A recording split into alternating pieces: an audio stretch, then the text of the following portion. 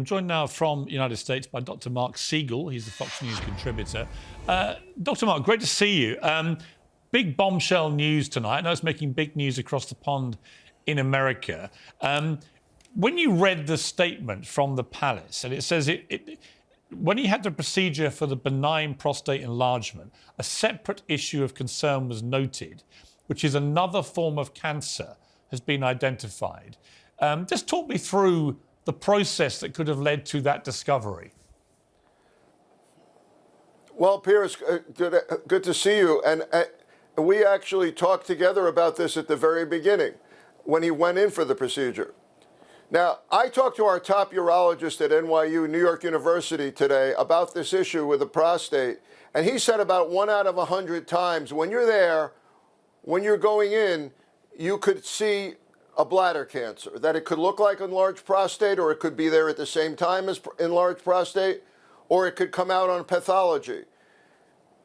1 out of 100 times or more that happens. I'll tell you, Piers, I'm suspicious that this is bladder cancer because he went home, because they're treating him as an outpatient. Because what you do with bladder cancer after you resect it, if you can resect it, you give BCG, which is a form of inactivated bacteria like tuberculosis. You infuse that into the bladder, and it cures it over 90% of the time. It's the 4th most common cancer in men. Number 1 is prostate cancer, which they say this is not. Lung cancer, colon cancer, those could have spread. But the King of England, I think, would be getting inpatient treatment for those. So I'm suspicious that this is bladder cancer, and that would be good news.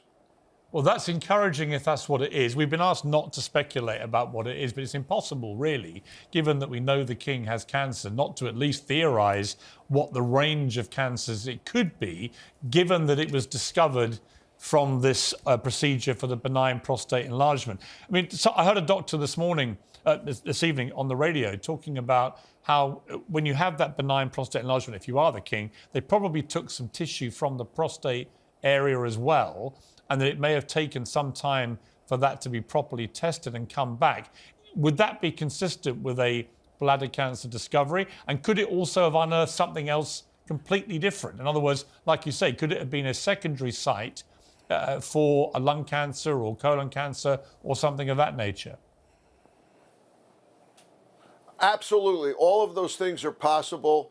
I'm just considering the idea that he went home. And as you say, they ask us not to speculate, but if I'm right, this is very, very, very good news. This also happens pretty commonly. And also, they didn't talk about a CAT scan or other tests. You know, this is most likely something you would find while you're doing the other procedure. So you would be quietly encouraged by the sequence of events? Because he went home, because the King of England went home. And because if they found this, now another possibility might be lymphoma. Lymphoma is eminently treatable as well. But again, I would have expected the King to be treated in the hospital for that, at least initially. So the fact that I'm encouraged by the fact that he went home and that he's getting the treatment as an outpatient. Right. I find that very encouraging. That seems to me to be a significant part of this. I mean, we know that was the case on Monday.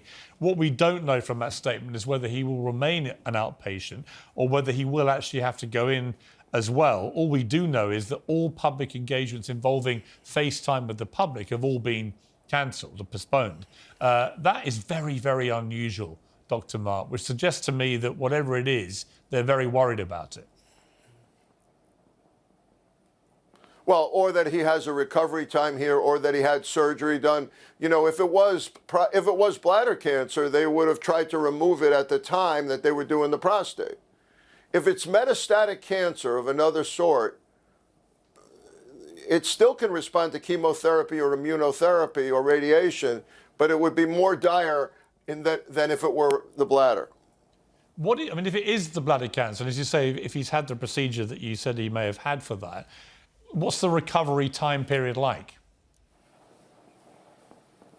Well, that would be a matter of weeks. Of course, he's 75 years old. That factors into it. He's in pretty fit, and as you know, Piers, he's the anti-smoking king. He's been asking for no smoking in all of the UK So that's good because more likely these cancers are related to smoking.